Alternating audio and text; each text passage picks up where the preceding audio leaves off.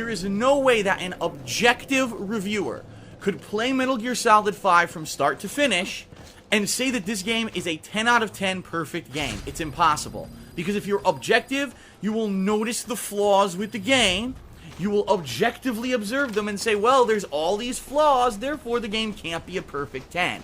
And I hate to say it, I'm tired of it, so I'm calling bullshit with the mainstream gaming media right fucking now, and with anyone else on YouTube or Twitch or whoever the fuck wants to say that Metal Gear Solid 5 is a perfect game. How do you ignore the flaws? Is my question. Think about it. By the end of Peace Walker, you built up your own private army, the Military Sans Frontier, or MSF for short, into a massive force involved in conflicts all around the world. You got hundreds of men under your command, dozens of tanks, helicopters, and other support equipment. You've created and expanded a massive offshore facility to house all this command equipment. You personally accepted a child soldier into your organization and continue to train him to be a better soldier.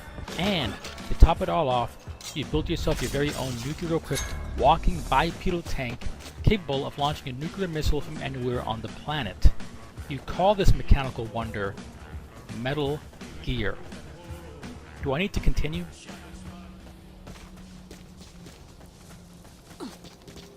I previously mentioned that this game features an open world map, and there is no reason for this being the case. Every mission is constricted to a very small portion of one of the two maps anyway, so wouldn't it make more sense to create condensed little areas for each mission and have them all be more varied in design? First of all, that way the developers could focus more on designing a particular area to best fit a certain type of mission, instead of having them be these be-all end-all areas that can be adapted to any type of objective without really fitting any of them properly.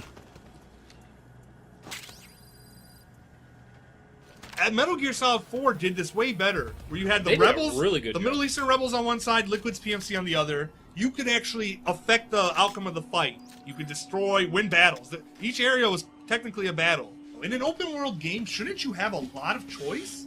Imagine one mission you're working to destroy all those trucks. I think it's called Back Up, Back Down. Where are these rebels? They're just outside of my map. Imagine if you could fight with the rebels to build up Big Boss's legend, or you could be a complete dick and kill the rebels.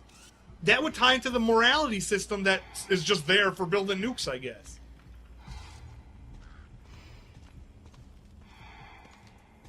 Big Boss's much-teased descent into madness is completely absent from the game. It's not even there in the slightest, and it had so much potential. You might as well forget any character development for Big Boss at all, considering he almost never speaks and only seems to make a single major decision in all of the cutscenes, which arguably doesn't make any sense. Perhaps it really didn't matter that David Hayter didn't voice Snake here. It's practically not Snake. As for the secret ending, while it's a fourth wall nod to the fans, it still arguably invalidates everything you did and just leaves people with a bit of a bad feeling. So MGS5 starts by retconning the Holy Peace Walker. Everything that they worked to achieve is gone, and they set out for revenge. Except no one seems to give a shit, and Big Boss becomes a voiceless action puppet, doing everything Ocelot and Miller tell him to do. And everything that they do tell you to do is against the Soviets. What happened to being mercenaries, fighting to create perpetual conflict and being on no one's side? Big Boss is just fighting for one side, because that's what he's told to do. What a way to ruin a character.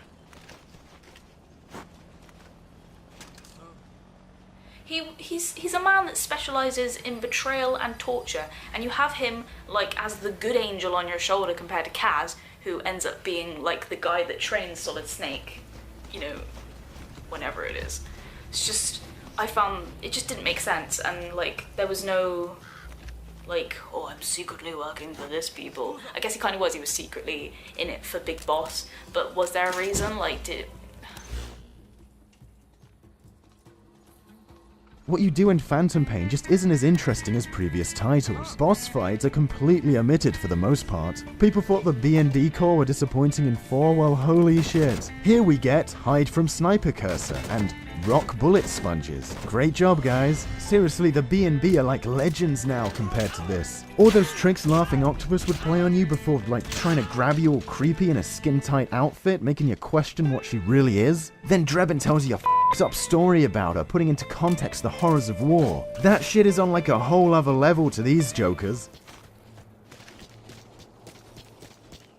Quiet really is undefendable. Useful as she may be for cover fire in battle for sniping at your enemies, it's no secret that this woman is purely for fan service, to be extreme. And, you know, this wouldn't be a problem, and for the most part, if you like titties, I sure do, it's not a problem. But when Kojima says things like, "We'll regret saying all those bad things" because of her weak explanation as to why she dresses and acts like a slut, then yeah, we have an issue. Don't piss on my head and tell me it's raining.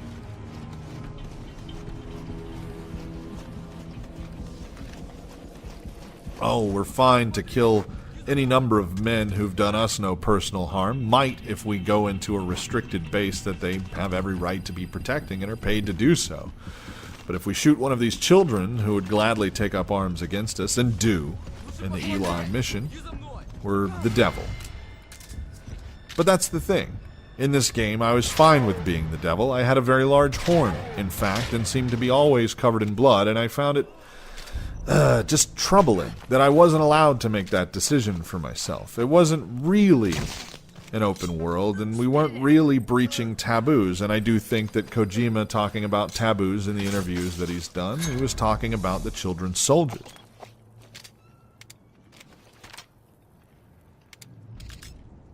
Most of the story is told in cutscenes before and after missions. There's very little storytelling through gameplay, but that's semi-normal for Metal Gear.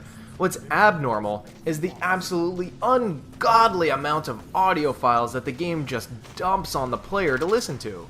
At first, I thought they were totally optional, and I guess they still are, but skipping them cuts out really important parts of the story. It's a sloppy way to progress the tale. And the normal ending is just lame.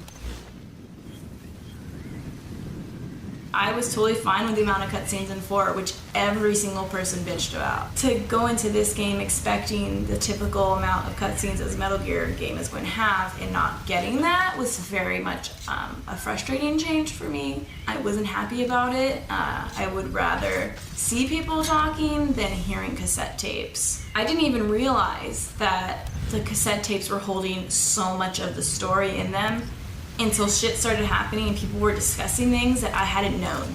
Like it was old news. And I was like, what? Maybe Snake would say, "No," as a ninja we don't know gave a speech. Then the battle would proceed as normal. You'd likely think, wait, what? Who the hell was that? Before realizing that all the necessary context was inelegantly buried in there somewhere, forcing you to comb through lists of Mei-Ling proverbs and Nastasha Romanenko telling you about the Nikita missile launcher to get to Grey Fox's origins number 8 and scroll down to Naomi Hunter's reasoning number 4 or who that ninja was number 9 or whatever. The game supports all 3 playstyles. The problem is that it incentivizes the non-lethal method by punishing a lethal method. See, it's kind of weird because they give you a bunch of lethal weapons to work with. Just tons of them. And yet, when it comes time to actually score the mission, if you killed people, then you actually lose points for that. So, it gives you a bunch of tools and then punishes you for actually trying to use those tools. It's actually kind of annoying. It's fun because the gameplay is fucking great. Can't deny that. It's fucking awesome. The gameplay is fucking perfect. Still, what I'm doing is mundane. It's uncreative. It's thrown in there. 157 fucking side-ops. Doing the same shit over and over and over again. Lie down. The missions felt repetitive after a while. It was usually secure this, pick up that, extract this, get this document, da-da-da, which is exactly what Peace Walker was like. But I think the reason I liked Peace Walker was because of the co-op element. I really enjoyed Peace Walker because you were able to take a buddy with you, or up to 4 people could play together, and you can do these missions as a team, and that's what made it fun, in my opinion. There was no co-op in this game. And he puts fucking S rank and A rank people in there. He puts valuable soldiers. I was down like 2-3 ranks after that shit. This is not how you treat your fans, man. Making the game purposefully harder for them. It's like, what the fuck were you doing? This game's been in development since 2010.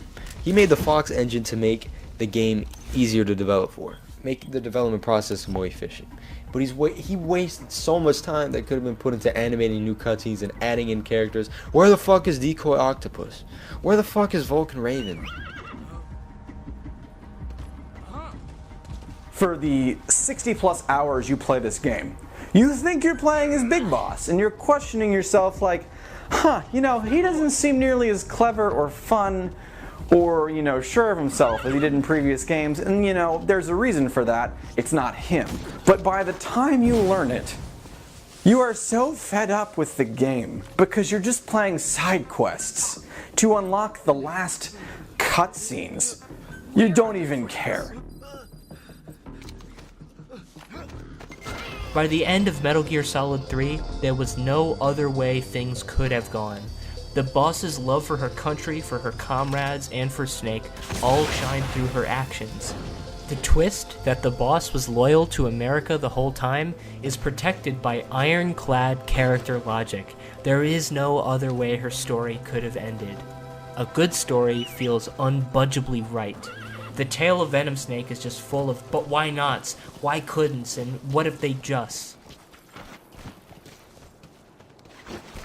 The game already had one of the largest budgets of any game to date, even larger than MGS4, but what was Kojima Productions actually doing all this time with all that money, and how much more would it have taken to truly finish this game the way it was intended? Was Kojima putting all that money into fancy dinners with the actors he hired, or what? I feel like these problems also have a negative effect on how people interpret the twist ending.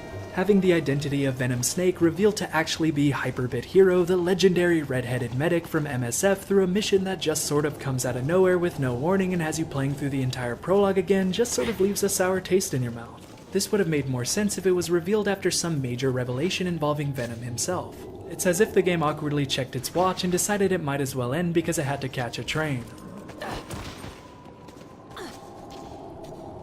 It would be if Kojima had deliberately, with all intents and purposes, aimed to make an experience that could satisfy mainstream audiences while leaving more hardcore fans feeling for something that wasn't there.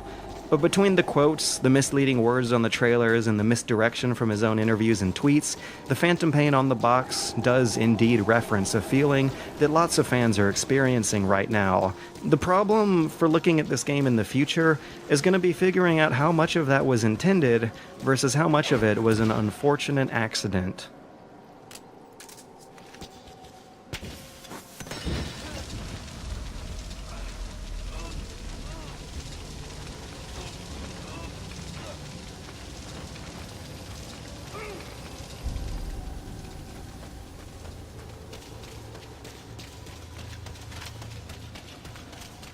So Big Boss goes, "Hey, Phantom, I royally fucked you. I literally took your life away from you. I brainwashed you for you to be me. Do you mind if you take my place in Outer Haven and get the fucking shit kicked out of you by Solid Snake?"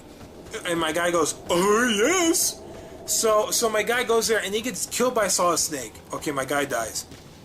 I'm telling you, this is the guy who made Snatcher. What the fuck? I mean, where the fuck did this kind of shit come from?